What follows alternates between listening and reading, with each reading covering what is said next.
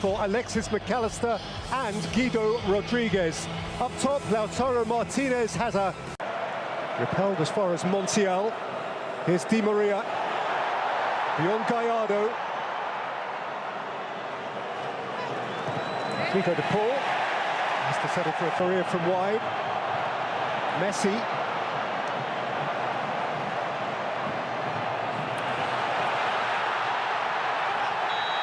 And now a chance for Vega to burst through, but he's left behind a limb, and the referee has penalised him. Hector Herrera didn't see a problem with the challenge and has engaged with the Italian referee.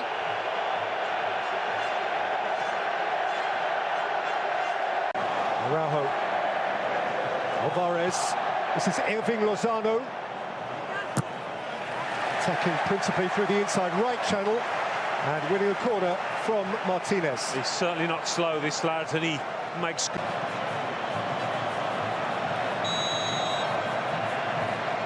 Vega over it, and this time it was a left-footed delivery, a devilish one from Chavez. Vega looking to find Lozano. Sliding in. Martinez. Acuna. Messi. Vega has snatched it. Up ahead of him is Lozano. Well, it's early days, but... Bounced out for Lautaro Martinez. It's come back to Irving Lozano, who is adeptly dispossessed, and there is another crunching tackle from Herrera. With Argentina in mind. Certainly changes the shape of the attack, but both strikers seen plenty of the ball. Lozano trampled upon by... Vega over it. Odado went square. That is cannily worked. Martinez got a second time.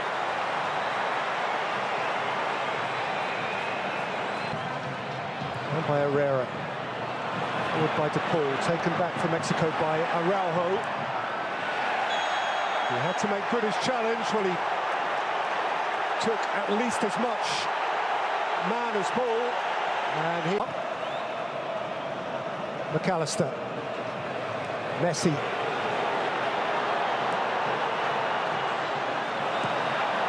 Shifted wide for Montiel.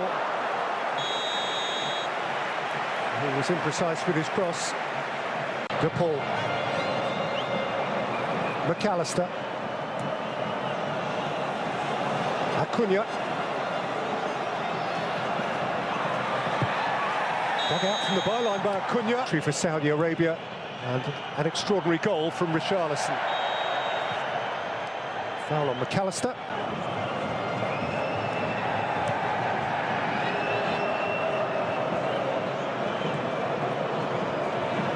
Di Maria dashing off his flank and bursting into life. And doing sufficient to force Alvarez to nick it behind. Yeah. Di Maria didn't do a lot wrong against Saudi Arabia. Messi flings it in, repelled as far as De Paul. Then he got protection. Yeah. I think he's just tried to punch this one over the bar, but he gets it all wrong. I'm not sure. There was... Di Maria. He's left behind Gallardo.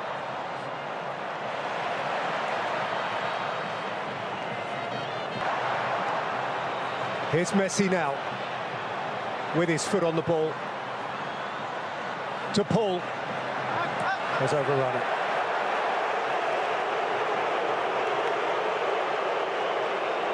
Yeah, one of the few. Messi. Di Maria with drift. Martinez coming through the crowd.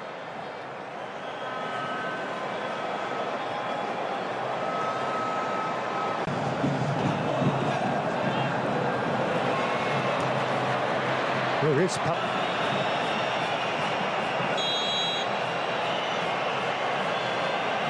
Chavez or Vega. It's Vega! It's a smashing hit and a wonderfully clean catch from Martinez, who's got rid in a hurry. Messi. Ronaldo's throw. And the out came to Vega. Ambitious. It was, but... Di Maria. And by McAllister. Gathered by Messi. Set for Di Maria. Moved on by Messi. Flashed across the face by Acuna and seen behind by Montes. Yeah, Messi's delivery. The half-time whistle. It is a game that can barely breathe. It hungers for time and space. A game, never mind the longer or the medium term. It is about the immediate. Lautaro Martinez goes spinning. This time it is no foul. And here is Lozano. Came back to Araujo. Spun in towards Lozano. Martinez comes. Rodriguez, McAllister. Now space ahead of Messi. And Messi can drive and Messi can twinkle. And Messi's ankles are taken away from beneath him by a sliding Palacios.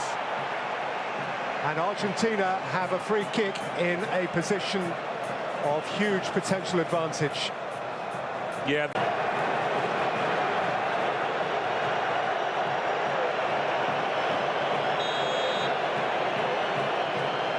How they yearn for a Messi moment. Messi.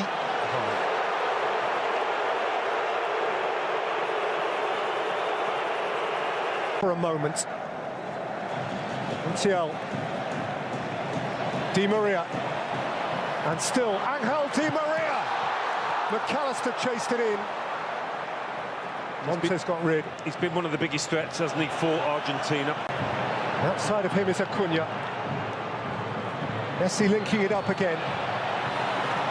Messi looking to feather it through. Ronaldo is there to clear.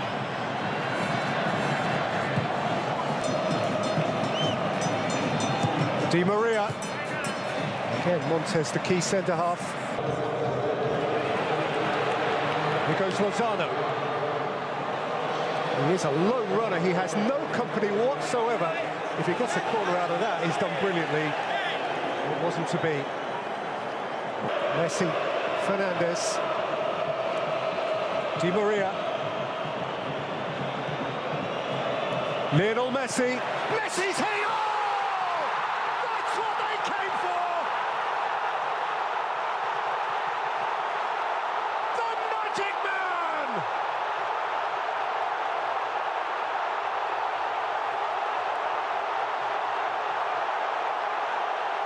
One more Messi moment, and Argentina are alive.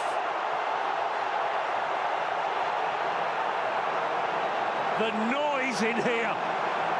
Yeah, and thumped rather wildly by Molina. Yeah, a bit of a wild one, that. By Chavez, taken back though for Messi, and Messi kept wriggling. And Alvarez kept biting by Palacios. And here goes Alvarez, and Messi's in the middle. It's Alvarez, it's Messi. He couldn't bring it with him. See again. Alvarez. Messi. Shoa lotted out the line at the near post.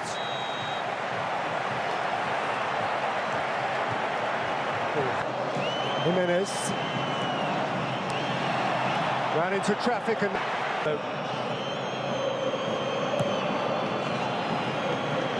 by Moreno.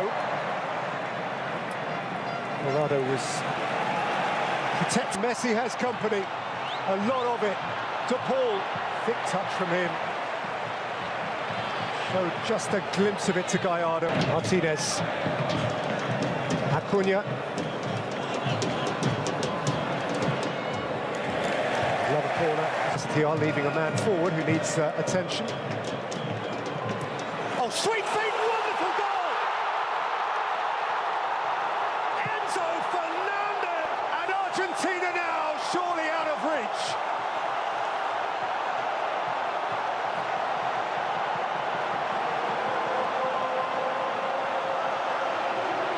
Two glittering gems for the Albi Celeste. Antuna. By Alessandro Araujo needs to reduce that deficit. As mentioned, Jimenez, still brilliant youth and magical experience. Have you ever wondered what happens when a defending world champion begins his journey to protect the crown? Not in the final, not in the knockout rounds, but in that very first game. The moment when expectations are at their highest, pressure is crushing, and one mistake can send shockwaves through the entire football world. Because that's exactly where Argentina finds itself. The reigning world champions, the nation of Diego Maradona, the home of Lionel Messi. And now, on the biggest stage once again, Argentina opens its 2026 FIFA World Cup campaign against a dangerous and unpredictable Algeria side. And here's the crazy part. History tells us that World Cup openers are rarely comfortable for Argentina. In 1990, they lost to Cameroon. In 2022, they suffered one of the biggest upsets in football history against Saudi Arabia. So before anyone writes Algeria off, remember this. World Cups don't care about reputations. World Cups create chaos. And Algeria knows exactly how to create chaos. Because this is not just another underdog story. This is a nation whose impact on the World Cup changed football forever. Let's dive into it. As Argentina arrives in the United States for World Cup 2026, all eyes naturally turn toward one man, Lionel Messi. At 39 years old, he continues to rewrite football history. Every tournament seems to add another chapter to a career that already feels impossible.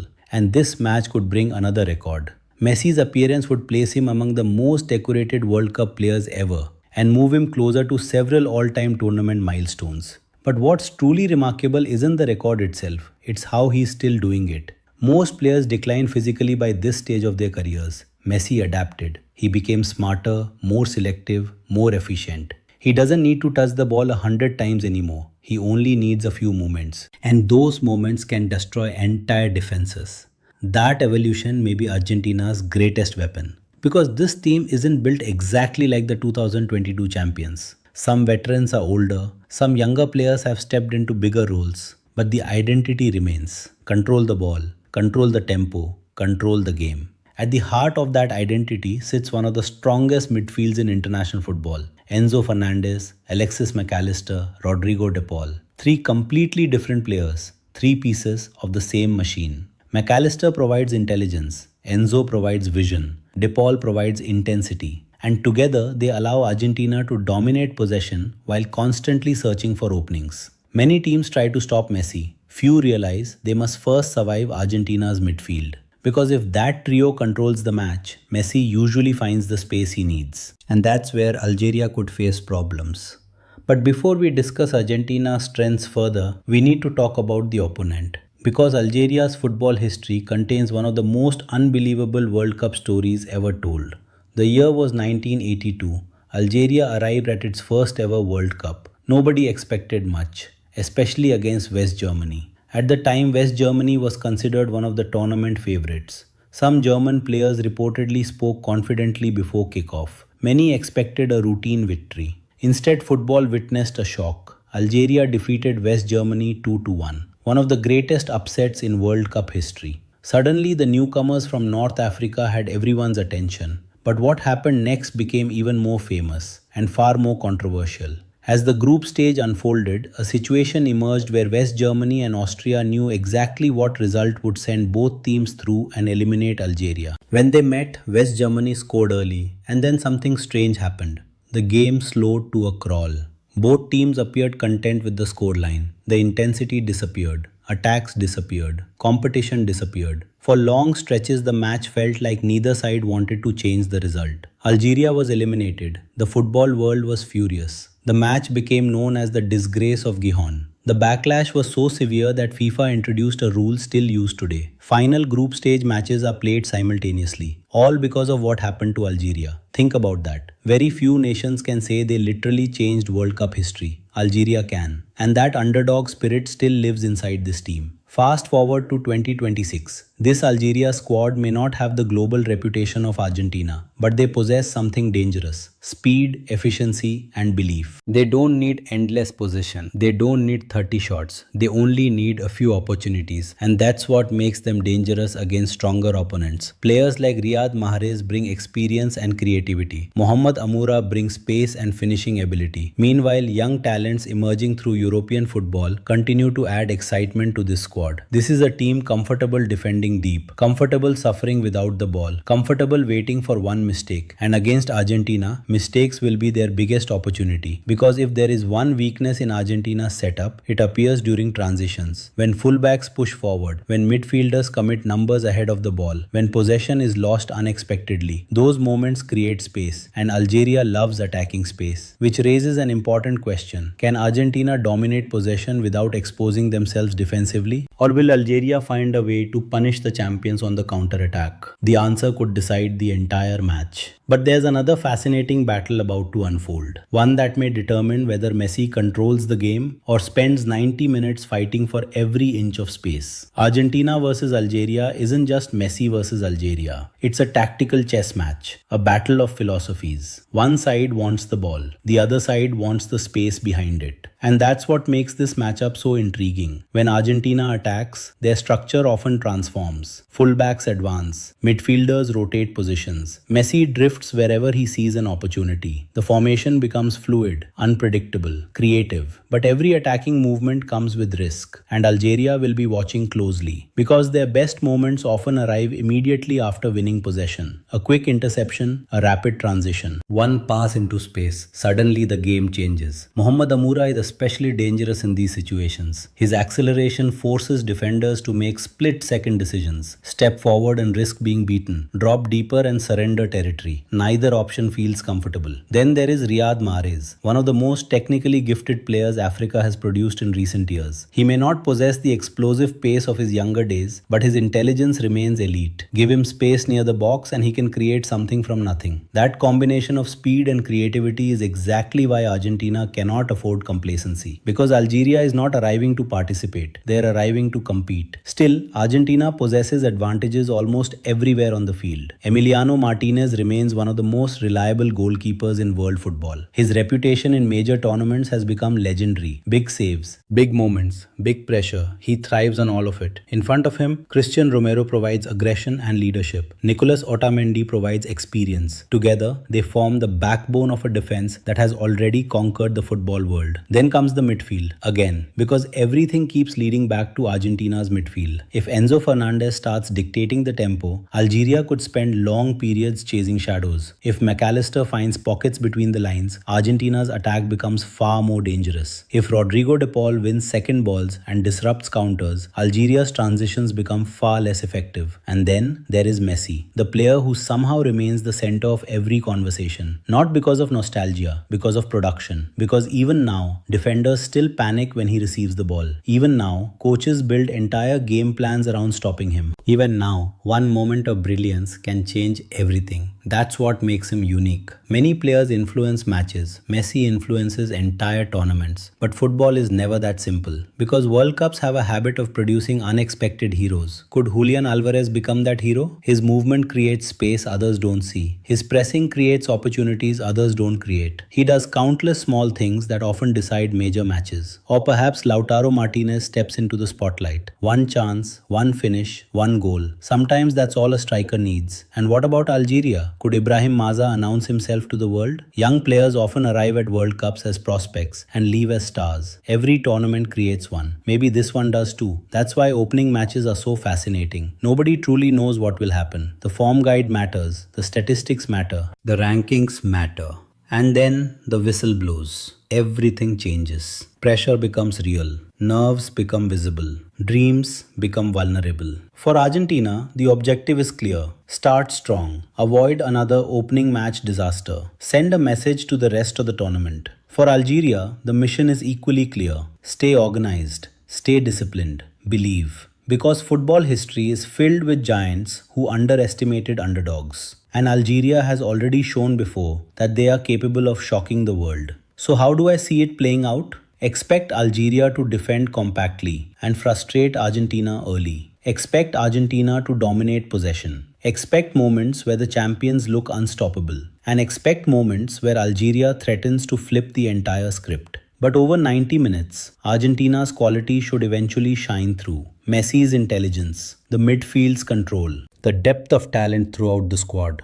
It feels like too much to overcome. Prediction: Argentina 3, Algeria 1. A competitive battle, a few nervous moments, and ultimately a winning start for the defending champions. But perhaps the biggest story isn't the result. Perhaps it's the sight of Lionel Messi stepping onto another World Cup stage. A player who has inspired generations. A player who has already completed football, yet somehow continues writing history. Because one day, these World Cups will exist without Messi. One day, football fans will tell stories about watching him play. But today isn't that day. Today, the journey continues. And as long as Messi is still walking onto a World Cup pitch, anything feels possible. The champions begin their defense, the challengers prepare their challenge, and the world watches. Because this is the FIFA World Cup, where legends are remembered, and history is always waiting to be written.